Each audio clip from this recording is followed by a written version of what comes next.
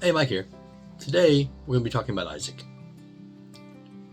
Starting off in Genesis chapter 27. When Isaac was old and his eyes were so weak that he was almost blind, he called his older son Esau and said to him, "My son." "Here I am," Esau replied. Isaac said, "Since I am so old, I could die at any time. Therefore, take your weapons, your quiver and your bow, and go out into the open fields and hunt down some wild game for me. Prepare for me some tasty food, the kind that I love, and bring it to me. Then I will eat it so that I may bless you before I die."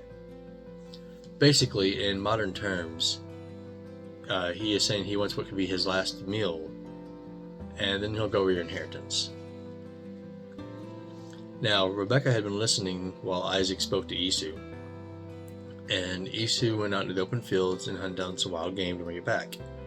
Rebekah said to her son Jacob, "Look, I overheard your father tell your brother Esau, 'Bring me some wild game and prepare for me some tasty food. Then I will eat it and bless you in the presence of the Lord before I die. Now then, my son, do exactly what I tell you. Go to the flock and get me the 2 best young goats. Prepare them in a tasty way for your father, just the way he loves them. Then you will take it to your father, thus when he eats it, and bless you before he dies." Now, here's something to consider. To be fair, he did already sell his birthright for some stew a few years earlier. So perhaps his father heard of this and annulled the agreement. So this man is tricking his dying father into going against his wishes, which is really wrong. Continuing on. "But Esau, my brother, is a hairy man," Jacob protested to his mother Rebekah, "and I have smooth skin. My father may touch me, and he will think I am mocking him and bring a curse on myself instead of a blessing." So his mother told him, "Any curse against you will fall on me. Just obey me. Go and get them for me." So he went and got the goats and brought them to his mother, and she prepared some tasty food, just the way his father loved it. Then Rebekah took her older son Esau's best clothes, and she had them with her in the house, and she put them on her younger son Jacob.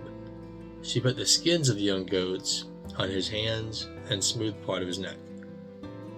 Then she handed the tasty food and some bread she had made to her son Jacob. He's really going all out to fool his father, who is literally on his deathbed. This is wrong. He went to his father and said, "My father." Isaac replied, "I am here. Which are you, my son?" Jacob said to his father, "I am Esau, your firstborn. I have done as you told me. Now sit up and eat some of the wild game so that you can bless me." But Isaac said to his son, "How in the world did you find it so quickly?" "Because the Lord your God brought it to me," he replied. Then Isaac said to Jacob, "Come closer so that I may touch you, my son, and know for certain that you really are my son Esau." So Jacob went over to his father Isaac, who felt him and said, "The voice is Jacob's, but the hands are Esau's." He did not recognize him because his hands were hairy, like his brother Esau. So Isaac blessed Jacob, and then he asked, "Are you really my son Esau?" "I am," Jacob replied. Isaac said, "Bring me some of the wild game for me to eat, my son, so that I may bless you." So Jacob brought it to him, and he ate it. He also brought him wine, and Isaac drank. Then his father said, "Come here and kiss me, my son." And Jacob went over and kissed him. When Isaac caught the scent of the clothing, he blessed him, saying, "My son smells like the scent of an open field, which the Lord has blessed. May God give you the dew of the sky and the richness of the earth, and plenty of grain and new wine. May people serve you, and nations bow down to you. May you lord over your brothers, and the sons of your mother will bow down to you." May those who curse you be cursed, and may those who bless you be blessed. Isaac had just finished the blessing of Jacob, and Jacob had scarcely left his father's presence when his brother Esau returned from the hunt. So, what is left for his brother Esau now? He also prepared some tasty food and brought it to his father. Esau replied to him, "My father, get up and eat some of your son's wild game. Then you can bless me." His father Isaac asked, "Who are you?" "I am your firstborn son," replied Esau. "Esau," Isaac began to shake violently and asked him, "Who else hunted game and brought it to me? I ate it just before you arrived and blessed him. He will indeed be blessed." When Esau heard his father's words, he wailed loudly and bitterly. He said to his father, "Bless me too, my father." But Isaac replied, "Your brother came here deceitfully and took away your blessing." Esau exclaimed, "Jacob is the right name for him." By the way, Jacob means one who grasps, or basically it's a term for someone who sneaks around and steals. Then he asked, "Have you not kept back any blessing from me?" Isaac replied to Esau, "Look, I have made him lord over you. I have made all his relatives his servants, and provided him with grain and new wine. What is left I can do for you, my son?" Esau replied to his father, "Do you have only one blessing, father? Bless me too." Then Esau wept loudly. So his father Isaac said to him, "Indeed, your home will be away from the richness of the earth, away from the dew of the sky above. You will live by the sword, but you will serve your brother. When you grow restless, you will tear his yoke off your neck." So Esau hated Jacob because of the blessing his father had given to his brother. Esau said privately, "The time of mourning my father is near. Then I will kill my brother Jacob." When Rebekah heard that her older son Esau had said this, she quickly summoned her younger son Jacob and said to him, "Look, your brother Esau is planning to get revenge by killing you. Now then, my son, do as I say. Run away immediately to my brother Laban in Haran, and live with him for a little while until your brother's rage subsides. Stay there until your brother's anger against you subsides and he forgets what you did to him. Then I'll send someone to get you back. Why should I lose you both in one day?" Why did the two inheritances have to be drastically opposite? Did he hate Jacob for some reason? I don't think so. But this is pretty extreme in my opinion. Another thing, Esau has red hair. What is that? Many people who read that in the text assume far north, like Vikings or something like that. However, modern day red hair can also be found among people of Afghanistan, Arabia, Iran, Mongolia, Turkey, Mao, and Hmong. People of these descents. It's just more recessive in modern times. Anyway, then Rebekah said to Isaac, "I am deeply depressed because of these daughters of Heth. If Jacob were to marry one of these daughters of Heth who live in the land, I would want to die." So Isaac said to Jacob and blessed him. Then he commanded them, "You must not marry any Canaanite women. Leave immediately for Padan Aram. Go to the house of Bethel, your mother's father, and find yourself a wife there, among the daughters of Laban, your mother's brother. May the sovereign Lord God bless you. May he make you fruitful and give the May he make you fruitful and give you a multitude of descendants. Then you will become a large nation. May he give you and your descendants the blessing that he gave to Abraham, so that you may possess the land God gave to Abraham, and the land that you have been living in temporarily as a resident." So Isaac sent Jacob on his way, and he went to Padan Aram. and Laban, son of Bethuel, the Aramean, and the brother of Rebekah, the mother of Jacob and Esau. Again, that was not about racism or anything. It was an issue of faith. The Canaanites worshipped other gods and went against God's commandments. And yes, I know I got a little tongue-tied there. Moving on. Esau saw that Isaac had blessed Jacob and sent him off to Padan Aram to find a wife there. As he blessed him, Isaac commanded him, "You must not marry any Canaanite women." Jacob obeyed his father and mother and left for Padan Aram. Then Esau realized that the Canaanite women were displeasing to his father Isaac. So Esau went to Ishmael and married Mahalath, the sister of Nebaioth, the daughter of Abraham's son Ishmael, among the wives he already had. That's a mistake. Meanwhile, Jacob left Beersheba and set out for Haran. He reached a certain place where he decided to camp because the sun had gone down. He took one of the stones and placed it near his head, kind of like a pillow. Then he fell asleep in that place and had a dream. Okay, so this is a more well-known part of the Bible. The Bible continues. He saw a stairwell erected from the earth with its top reaching into the heavens. The angels of God were going up and coming down it, and the Lord stood at its top. He said, "I am the Lord, the God of your grandfather Abraham, and the God of your father Isaac. I will give you and your descendants the ground you are lying on. Your descendants will be like the dust of the earth. You will spread out to the west, the east, the north, and the south.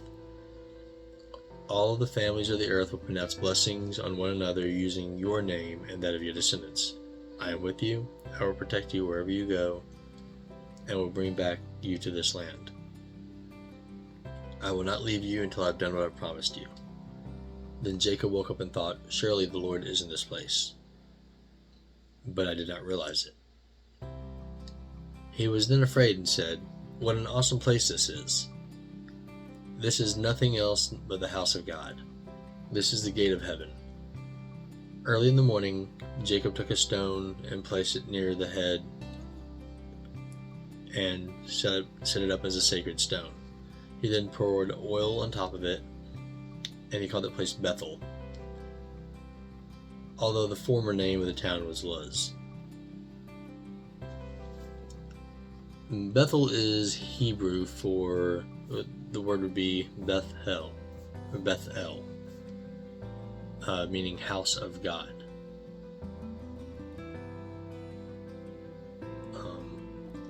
Another common city that has a similar name is Bethlehem, which means house of bread. But Bethel is house of God. Then Jacob made a vow saying, "If God is with me and protects me on this journey that I am taking, and gives me food to eat and clothing to wear, and I return safely to my father's home, then the Lord will become my God. Then the stone that I have set up as a sacred stone will be the house of God, and I will surely give it back to you 1/10 of everything that he's given me."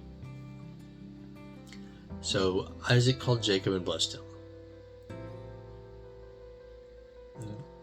Then he commanded him, "You must not marry any Canaanite women." Again, the Canaanites generally worshipped false gods, which made the one true God angry. It was not about race or anything like that. It was just about an issue of faith. Additionally, the Canaanites practiced some pretty terrible forms of human sacrifice involving their children. That probably also has something to do with it. The Bible continues, "Leave immediately for Padan Aram. Go to the house of Bethuel, your mother's father, and find yourself a wife there among the daughters of Laban, your mother's brother. May the sovereign God bless you. He may make you fruitful and give you a multitude of descendants, that you become a large nation. He may give you and your descendants the blessing that he gave Abraham, so that you may possess the land God gave to Abraham, and where you have been living temporarily as a resident." So yeah, They're not in the promised land yet. That's still quite a ways out. But we're getting there. So Isaac sent Jacob on his way. And he went to Padan Aram to Laban, son of Bethuel, the Aramean, the brother of Rebekah, the mother of Jacob and Esau. Esau saw that Isaac had blessed Jacob and sent him off to Padan Aram to find a wife there. As he blessed him, Isaac commanded him, "You must not marry any Canaanite women." Jacob obeyed his father and mother and left for Padan Aram. This is good. He found a good, God-fearing woman there. What's Esau going to do? Then Esau realized that the Canaanite woman was displeasing to his father, Isaac. So Esau went to Ishmael and married Mahlah, the sister of Nebat, the daughter of Abraham's son, Ishmael, among the wives he already had. That seems like a good step, but now not what his parents were wanting. He was still married to 2 Canaanite wives, which could have led him astray. Adding an extra was not going to fix anything here. Anytime you see issues of polygamy in the Bible, it's always shown to be a big mistake. Meanwhile, Jacob left Beersheba and set out for Haran. He reached a certain place where he decided to camp because the sun had gone down. He took one of the stones and placed it near his head, and he fell asleep. In that place he had a dream. He saw a stairwell erected on the earth reaching the top of the heavens. The angels of God were going up and down, and the Lord stood on top. He said, "I am the Lord, the God of your grandfather Abraham, and the God of your father Isaac. I'll give you and your descendants the ground you are lying on. Your descendants will be like the dust of the earth, and you will spread out to the west, east, north, and south. And all the families of the earth will pronounce blessings on one another using your names, and the names of your descendants. I am with you, I will protect you wherever you go, and bring you back to this land. I will not leave you until I have done what I promised." That's an impressive promise. And when you find out where this is, it's even more impressive, but we'll get to that later. Just a quick teaser, it's very close to Jerusalem. Then Jacob woke up and thought, "Surely the Lord is in this place, and I did not realize it." And he was afraid and said, "What an awesome place this is. This is nothing else other than the house of God. This is the gate of heaven." It sounds like an important place, the gate of heaven.